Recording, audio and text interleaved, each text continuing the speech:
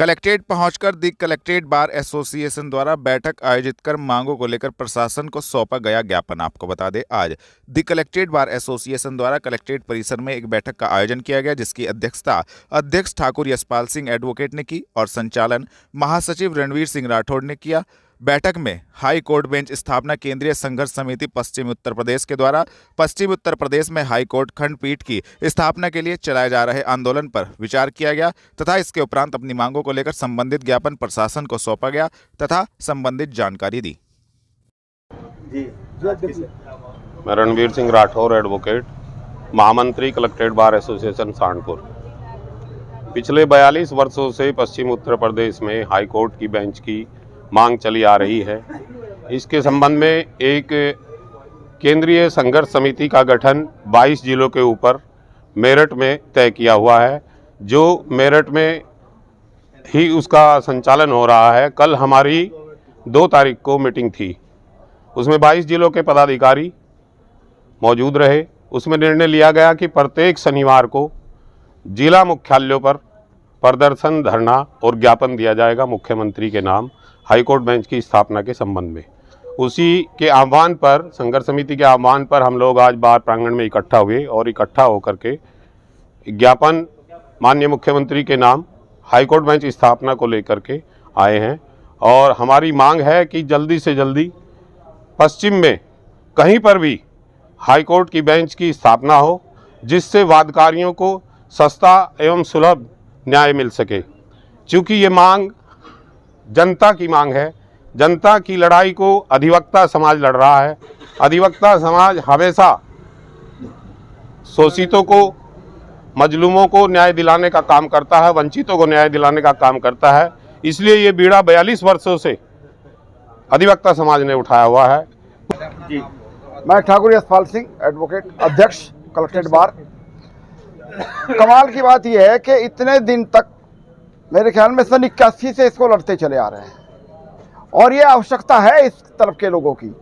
जितनी दूर पे यहाँ पर बैठता है इससे तो पास यहाँ पड़ जाता है, पाकिस्तान का बॉर्डर पास है और हमारा स्टेट का दूर पड़ता है। तो बड़ी आश्चर्य की बात है कि छोटे छोटे प्रदेशों में 2-2 बेंच बन चुकी है पहले से ही, मगर उत्तर प्रदेश के बारे में पता नहीं, इस बारे पर क्यों नहीं विचार करती सरकार। ना हाईकोर्ट करता, ना सरकार इस पर कोई प्रारूप इसका बनाना चाहती। हमारी ये लड़ाई है, लास्ट तक लड़ेंगे, हाईकोर्ट बेंच लेकर रहेंगे। पश्चिम उत्तर प्रदेश में खंडपीठ की एक स्थापित करना ही होगा, ये वाला हमारा चैलेंज है। नहीं तो यही तरीके से हमारा एजिटेशन जारी रहेगा। धन्यवाद। जनता रोड पर तेज रफ्तार से आ रहे ट्रक ने अनियंत्रित होकर 3 साल की बच्ची को कुचला, मौके पर मौत, परिजनों में मचा कोहराम। आपको बता दें, जनता रोड पर 3 साल की बच्ची अपनी मां के साथ सड़क किनारे घर जा रही थी, जिसको पीछे से तेज गति से आ रहे अनियंत्रित ट्रक ने कुचल दिया, जिसकी मौके पर ही मौत हो गई। सड़क हादसा देख मौके पर लोगों की भीड़ जुट गई और परिजनों ने सड़क पर बैठकर सड़क जाम कर दी। इस हादसे के बाद परिजनों में कोहराम मचा हुआ है। सूचना मिलते ही सीओ अजेंद्र कुमार यादव पुलिस बल के साथ मौके पर पहुंचे और समझा बुझाकर परिजनों को शांत कराया। ट्रक चालक ट्रक छोड़कर मौके से फरार हो गया। पुलिस ने बच्ची के शव को कब्जे में लेकर पोस्टमार्टम हेतु भिजवा दिया है तथा फरार ट्रक चालक की तलाश में जुट गई है और ट्रक को कब्जे में पुलिस ने ले लिया है।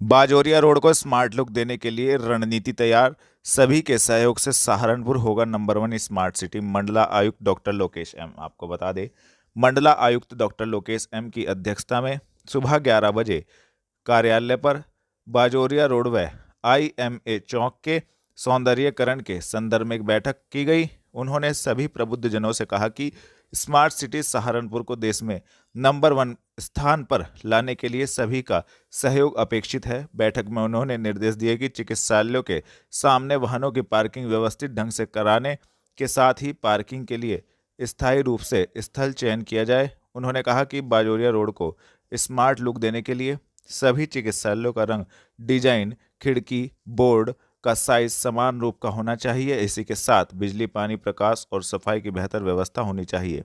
उन्होंने निर्देश दिए कि चिकित्सालयों के बाहर लटके विद्युत के तारों को भी व्यवस्थित किया जाए। उन्होंने नगर निगम के सर्वे कराकर रिपोर्ट उपलब्ध कराने के निर्देश दिए। जिलाधिकारी अखिलेश सिंह ने कहा कि सभी प्रबुद्धजन अपने माध्यम से भी शहर को सुव्यवस्थित एवं साफ रखने के लिए आमजन को जागरूक करें।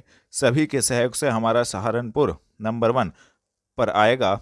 इस अवसर पर नगरायुक्त गजल भारद्वाज सहित आईएमए के पदाधिकारीगण मौजूद रहे।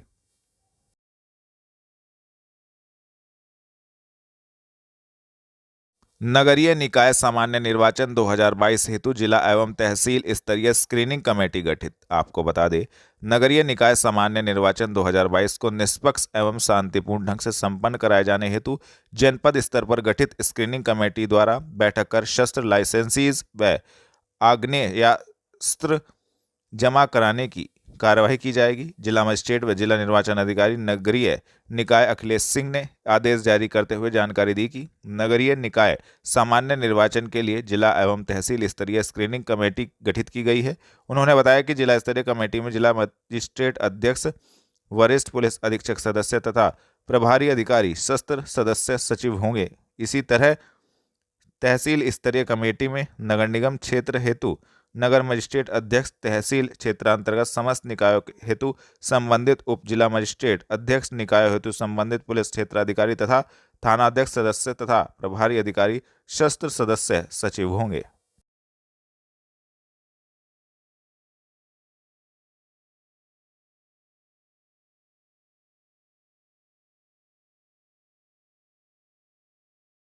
जनमंच में एक ही छत के नीचे दाम्पत्य सूत्र में बंधे 32 जोड़े मंडला आयुक्त व नगरायुक्त ने नवयुगलों को आशीर्वाद के साथ दिए प्रमाण पत्र। आपको बता दें, जनमंच में आज सांप्रदायिक सौहार्द की बयार बही।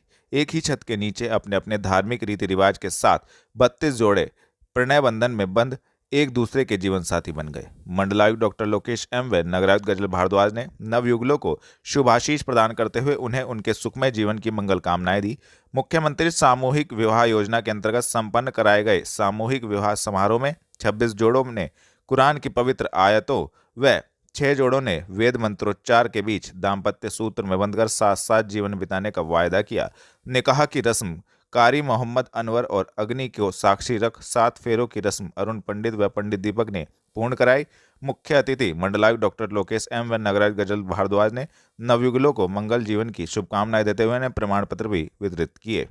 इस अवसर पर शासन की ओर से नव दंपतियों को 35-35 हजार रुपए के चेक व 10-10 हजार रुपए का घरेलू सामान भी भेंट स्वरूप दिया गया। जनपद में शौचालयों का निरीक्षण करने पहुंची नगरायुक्त गजल भारद्वाज, हाईटेक बनाए जाएंगे सहारनपुर के सार्वजनिक शौचालय। आपको बता दें, स्मार्ट सिटी के तहत सहारनपुर के अनेक शौचालयों को हाईटेक बनाया जाएगा और उनमें विश्व स्तरीय सुविधाएं उपलब्ध कराई जाएंगी। स्मार्ट सिटी की सीईओ और नगरायुक्त गजल भारद्वाज ने आज अधिकारियों के साथ शहर के कुछ शौचालयों का निरीक्षण किया और आवश्यक निर्देश दिए। सहारनपुर को स्मार्ट सिटी बनाने के लिए जहां पार्कों, सड़कों और चौराहों आदि का नए सिरे से जीर्णोद्धार कर उनका सौंदर्यीकरण किया जा रहा है, वहीं सहारनपुर शहर के व्यावसायिक क्षेत्रों में भी शौचालयों तथा कम्युनिटी शौचालयों को भी हाईटेक बनाया जाएगा। इसके लिए शहर में शौचालयों का चयन शुरू कर दिया गया है। स्मार्ट सिटी सीईओ नगरायुक्त गजल भारद्वाज ने आज जुबली पार्क के दोनों शौचालयों के अलावा अमन पैलेस, मातागढ़ के शौचालयों का निरीक्षण किया। उन्होंने अधिकारियों को अन्य शौचालय के चयन के भी निर्देश दिए। थाना कोतवाली देहात पुलिस ने एक शातिर चोर को देहात कोतवाली क्षेत्र से किया गिरफ्तार, भेजा जेल। आपको बता दें, वरिष्ठ पुलिस अधीक्षक के निर्देशानुसार अपराधियों के विरुद्ध चलाए जा रहे धरपकड़ अभियान के क्रम में थाना कोतवाली देहात पुलिस को बड़ी सफलता हाथ लगी है।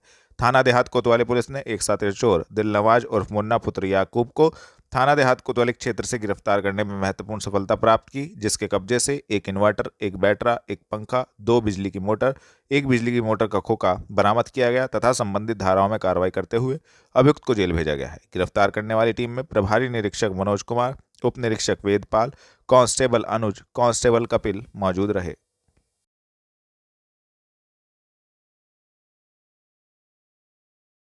3 दिसंबर विश्व विकलांग दिवस के अवसर पर नेत्रहीन एवं विकलांग कल्याण शिक्षण संस्थान चंद्र विहार गंगोर रोड पर एक कार्यक्रम का आयोजन किया गया, जिसमें नेत्रहीन बालकों के द्वारा गीत, कविता, हारमोनियम, तबला आदि के अलावा सुंदर सुंदर गीत व भजन सुनाए गए और उनके द्वारा बांसुरी भी बजाई गई, जिसने सबका मन मोह लिया। इस अवसर पर 12वीं क्लास व 10वीं क्लास में अच्छे नंबर लाकर संस्था का नाम रोशन करने वाले बालकों को पुरस्कृत भी किया गया। कार्यक्रम में पहुंचे मानवाधिकार जागृति संगठन के अध्यक्ष अशोक पुंडीर, महासचिव कुलदीप पुंडीर, उपमा सिंह, कमल श्रीवास्तव, हरप्रीत कौर, अश्वनी राजेश के अलावा अन्य सदस्यों द्वारा संजय शर्मा के नेतृत्व में बच्चों को मोमेंटो व प्रमाण पत्र देकर सम्मानित भी किया गया और उनका हौसला बढ़ाया गया।